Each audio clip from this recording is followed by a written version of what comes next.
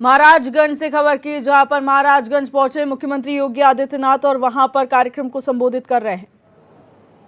ग्राम प्रधानगढ़ और चौक और महाराजगंज से जुड़े हुए सभी उपस्थित बहनों और भाइयों, 940 करोड़ रुपए की परियोजनाओं के लिए चौक समेत पूरे महाराजगंज वासियों को मैं हृदय से बधाई देता हूं, अपनी शुभकामनाएं देता हूं।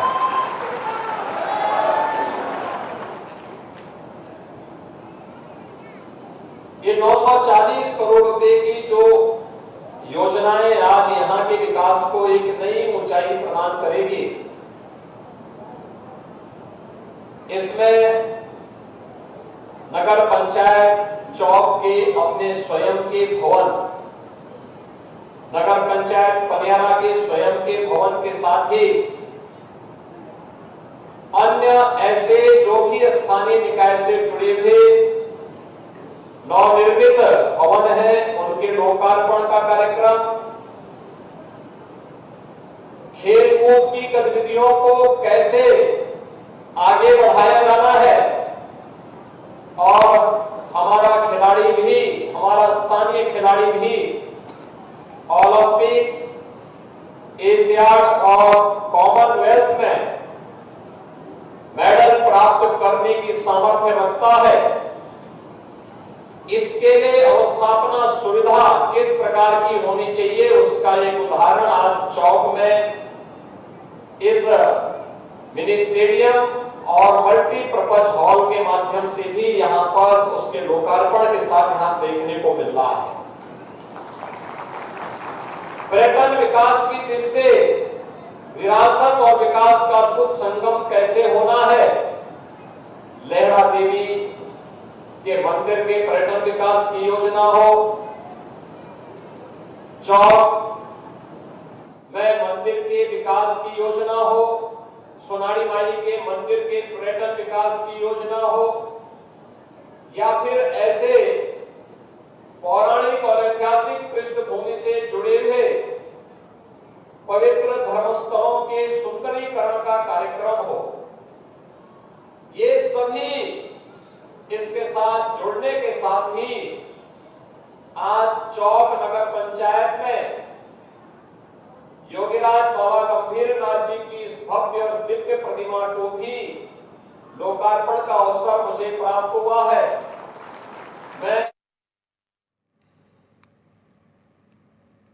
देहरादून के थानों के लेखक गांव में 3 दिवसीय स्पर्श हिमालय महोत्सव आज से शुरू हो चुका है। पूर्व राष्ट्रपति रामनाथ कोविंद, मुख्यमंत्री पुष्कर सिंह धामी और राज्यपाल retired lieutenant general Gurmeet Singh ने कार्यक्रम का शुभारंभ किया।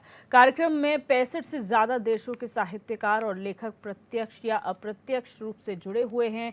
वहीं 40 देशों के लोग कार्यक्रम में शामिल हैं। बताया जा रहा है कि लेखक गांव के पुस्तकालय में देश और दुनिया की करीब 1 लाख पुस्तकों को रखा गया है। लेखकों के लिए कुटिया, अतिथि गृह, हिमालयन संजीवनी भोजनालय, ऑडिटोरियम बनाए गए हैं।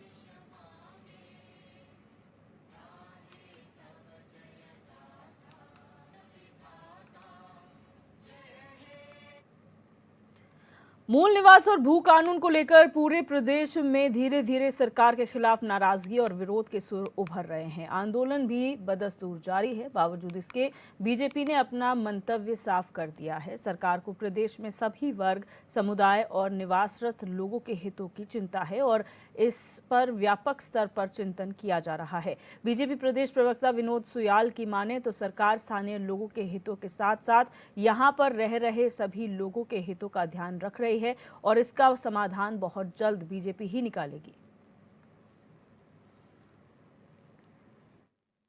सबका प्रयास, इसलिए हम व्यापक स्तर पर इस पर पार्टी सोच सकती है, भारतीय जनता पार्टी इसका समाधान कर सकती है। हम उत्तराखंड के निवासी हैं और निश्चित रूप से उत्तराखंड के लोग भी कई राज्यों में हमारे देश के अंदर रहते हैं, इसलिए हमें यह बोलते हुए ये भी यहाँ के लोगों के हितों का संरक्षण तो करना है ही, लेकिन कहीं हमें इतनी संकीर्णता में भी बात नहीं करनी चाहिए कि उत्तराखंड जैसी देवभूमि में अन्य लोगों के लिए स्थान न हो। ऐसा नहीं है। ये राज्य, ये देवभूमि है, यहाँ भारत के सभी लोगों का स्वागत है। रानीखेत में संयुक्त मजिस्ट्रेट राहुल आनंद ने चिलिया नौला नगर पालिका के सभी वार्डों और महाविद्यालयों का स्थलीय निरीक्षण किया। इस दौरान उन्होंने नगर पालिका चिलिया नौला सभागार में आम नागरिकों के साथ नगर की समस्याओं को लेकर एक बैठक की, जिसमें सभी लोगों ने उन्हें अपने वार्डों की पेयजल, शौचालय और सीवर लाइन जैसी मूलभूत समस्याओं से अवगत कराया। जिसके बाद संयुक्त मजिस्ट्रेट ने संबंधित अधिकारियों को तुरंत समस्याओं का समाधान करने के निर्देश दिए। जितनी भी समस्याएं थी सबका जाकर के स्वयं मैंने सारी टीम हमारी नगर पालिका की, हमारे इंजीनियर्स, हमारे बाकी विभाग के सारे लोग थे, तो हमने वहाँ जाके जहाँ पे सड़क बननी है, चाहे पार्क बनना है, जल से रिलेटेड, तो हमने टैंक का भी जो है निरीक्षण किया। वहाँ पे कॉलेज के आसपास जो है स्ट्रीट लाइट्स, हड़ा देवी मंदिर है वहाँ। और अब सीधे रुक करेंगे देहरादून के थानों का, जहां पर स्पर्श हिमालय महोत्सव में मुख्यमंत्री पुष्कर सिंह धामी संबोधित कर रहे हैं। मैं सभी का आज इस स्पर्श हिमालय स्पर्श महोत्सव में आप सभी का देवभूमि उत्तराखंड के मुख्य सेवक के नाते आप सबका स्वागत करता हूं, आप सबका अभिनंदन करता हूं। और मैं आज इस अवसर पर हम सबका मार्गदर्शन करने वाले, और आप सबको पता है जो देश के अंदर लंबे समय से एक हम सबको जिसकी प्रतीक्षा है कि वन नेशन वन इलेक्शन, उसका भी पूरा संयोजन करने वाले और देश को एक नई दिशा की ओर ले जाने वाले उस पूरी कमेटी की रिपोर्ट जो आपने बनाई है, ऐसे आदरणीय श्री रामनाथ कोविंद जी का हृदय तल से आभार व्यक्त करता हूं।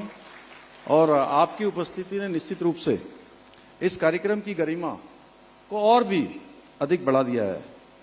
और आप सभी महानुभावों के समक्ष और साहित्यिक रसों के इस संगम में उपस्थित होकर मैं भी बहुत ही अत्यंत मुझे हर्ष भी हो रहा है, खुशी हो रही है। और जैसे हम सभी जानते हैं भाइयों बहनों, हमारे शास्त्रों में कहा गया है, साहित्य संगीत कला विहीना साक्षात पशु पुक्ष विषाणहीना, यानी कि साहित्य संगीत और कला से विहीन जो मनुष्य है वो साक्षात पशु के समान होता है।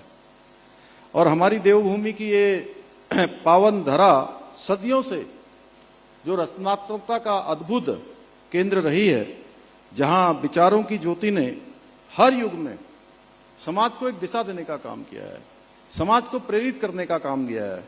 इस भूमि में हमारे महान ऋषियों ने कठोर तपस्या की और अनेक ग्रंथों का निर्माण किया है। इस अद्भुत भूमि को कई ज्ञानियों ने अपनी कर्म भूमि के रूप में चुना है, जिन्होंने इस धरती को ज्ञान और संस्कृति का केंद्र बना दिया। हमारे प्रदेश में जब मैं देश के अंदर जाता हूं या दुनिया के अंदर भी कुछ देशों में मैं गया, तो मुझे लोग एक बात पूछते हैं कि कुछ ऐसे डेस्टिनेशन हैं जिनको हम जानते हैं।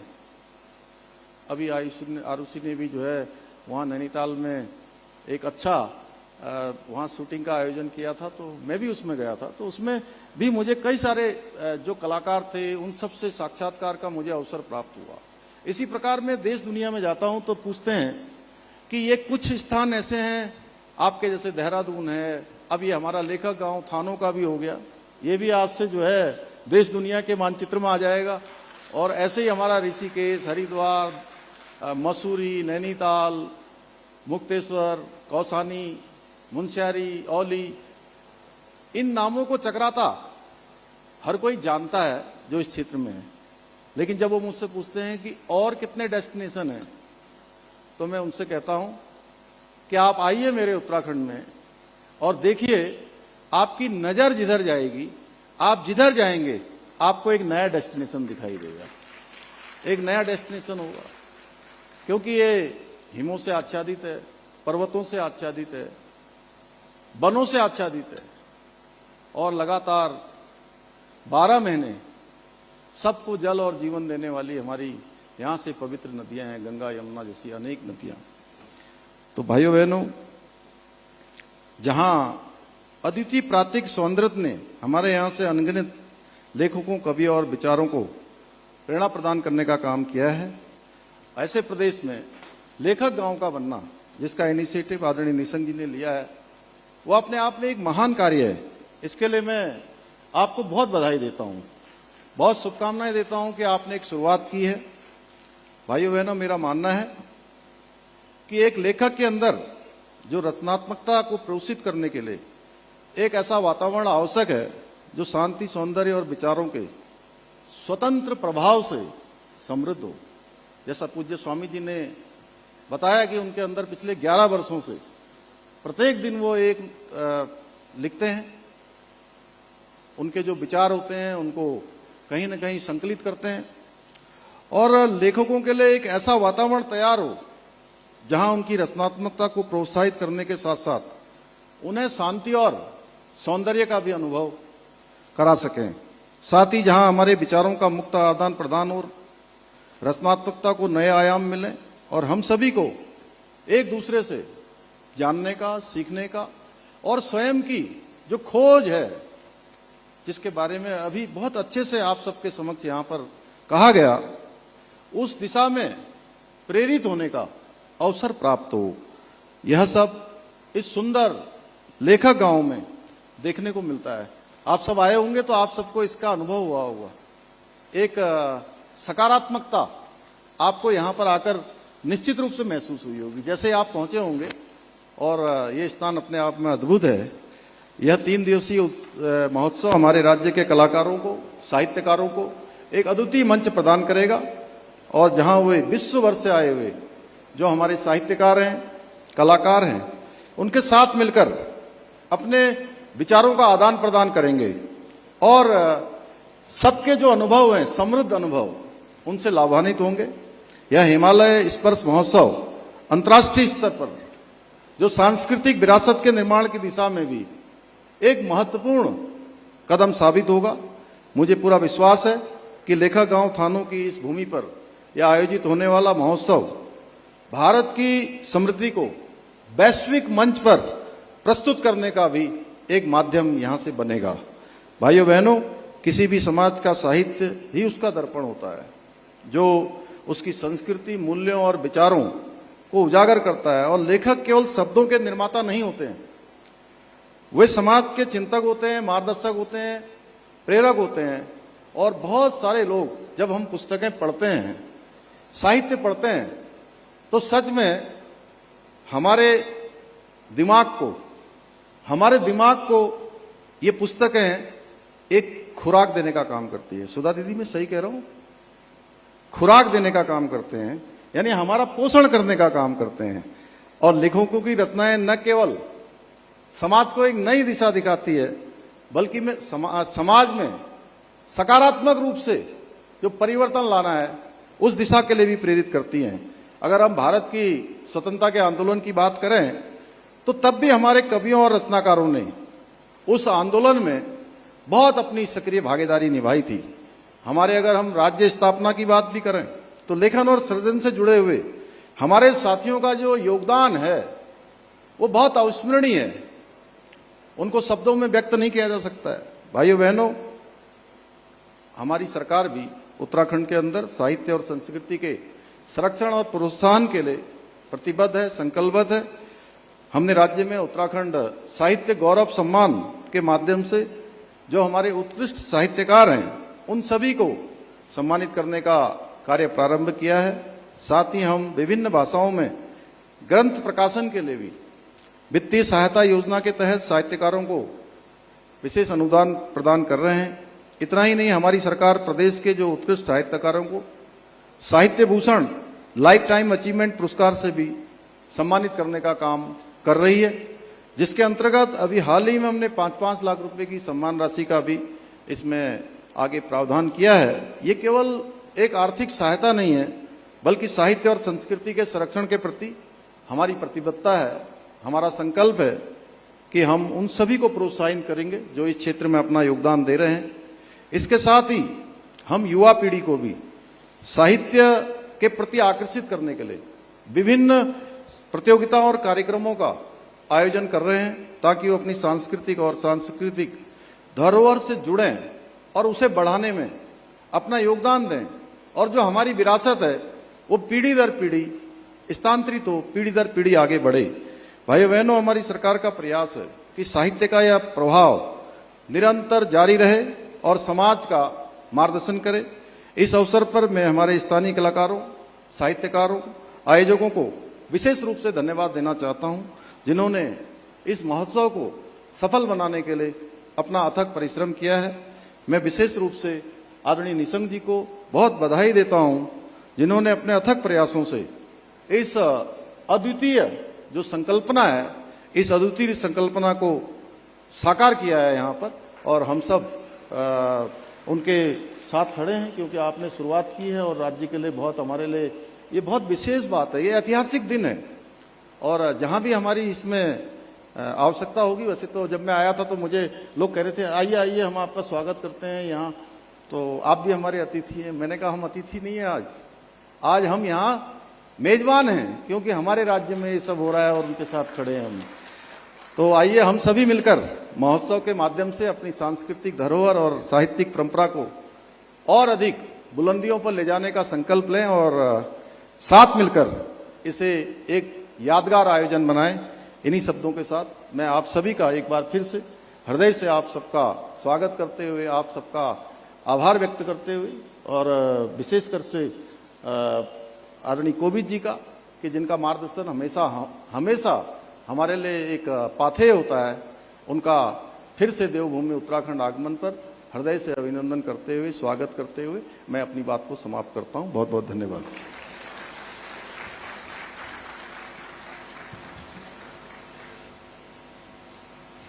बहुत बहुत धन्यवाद।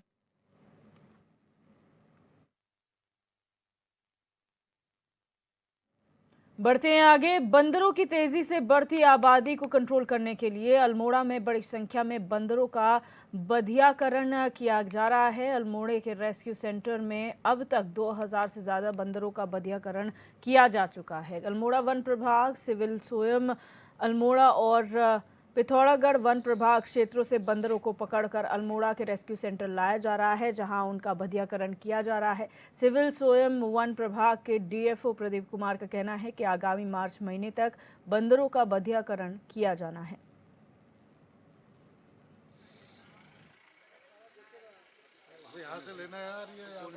देखिए, यहाँ पे अल्मोड़ा में जो हमारा ये जू वाला एरिया है, रेस्क्यू सेंटर है, यहाँ पे हमारे द्वारा बंदरों का बंध्याकरण यहाँ पे किया जा रहा है। इसमें mainly Almora division, civil Soyam Almora division और पिथौरागढ़ डिवीजन के जो पकड़े हुए बंदर हैं उनको यहाँ पे लाकर उनका बंध्याकरण किया जाता है। उसके बाद वापस जहाँ से लाए वहीं पे छोड़ा जाता है। तो अभी तक के जो आंकड़े हैं मेरे पास में, इनके अनुसार जो है लगभग तीनों डिवीजन का मिला के लगभग 2000 बंदरों का बंध्याकरण किया जा चुका है और लगातार ये काम चल रहा है। इस वित्तीय वर्ष में ये काम पूरा चलता रहेगा। और अब बड़ी खबर का रुख करेंगे प्रतापगढ़ से। बड़ी खबर है जहां चेकिंग के दौरान पुलिस की पिटाई का मामला सामने आए हैं। प्रतापगढ़ से बड़ी खबर आपको बता रहे, बाइक सवार को रोकने पर व्यापारी भड़क गया। अन्य पुलिसकर्मी ने व्यापारी को सबक सिखाया। पट्टी थाना इलाके के स्थानीय बाजार का ये पूरा मामला है, जहां उत्तर प्रदेश के प्रतापगढ़ से ये बड़ी खबर है। चेकिंग के दौरान पुलिस की पिटाई का मामला है। बाइक सवार को रोकने पर व्यापारी भड़क गया और अन्य पुलिसकर्मी ने व्यापारी को सबक सिखाया। और ये घटना पट्टी थाना इलाके के स्थानीय बाजार में हुई है।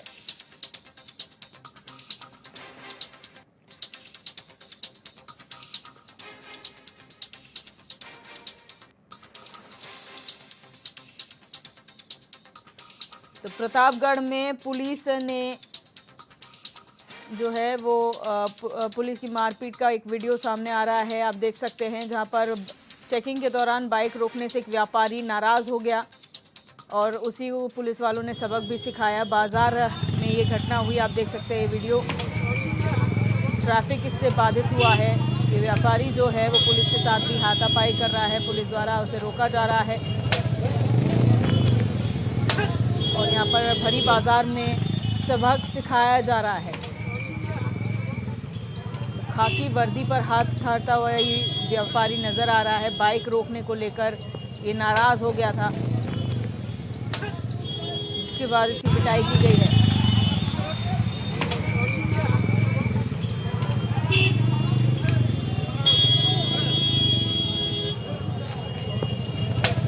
थाना क्षेत्र पट्टी अंतर्गत कस्बा पट्टी क्षेत्र में लगे हुए जाम को छुड़ाने व यातायात को सुचारू रूप से चलाने हेतु थाना पट्टी से 2 पुलिसकर्मी मौके पर मौजूद थे। इस दौरान कस्बा पट्टी निवासी अमन मोदवाल सन ऑफ अशोक मोदनवाल को यातायात नियमों का उल्लंघन करने पर टोकने पर उक्त अमन मोदनवाल द्वारा ड्यूटी कर रहे पुलिसकर्मियों के साथ अभद्रता करते हुए मारपीट की गई, जिसके संबंध में ड्यूटी पर तैनात पुलिसकर्मियों से प्राप्त तहरीर के आधार पर थाना स्थानीय पर मुकदमा अपराध संख्या 319/24 संगत धाराओं में पंजीकृत कर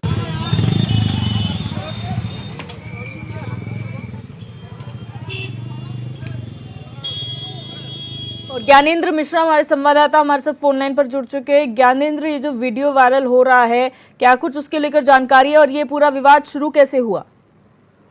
देखिए दिव्या, आपको बता दें ये पहला ऐसा मारपीट का मामला नहीं है जो जहां पुलिस ना पिटी हो।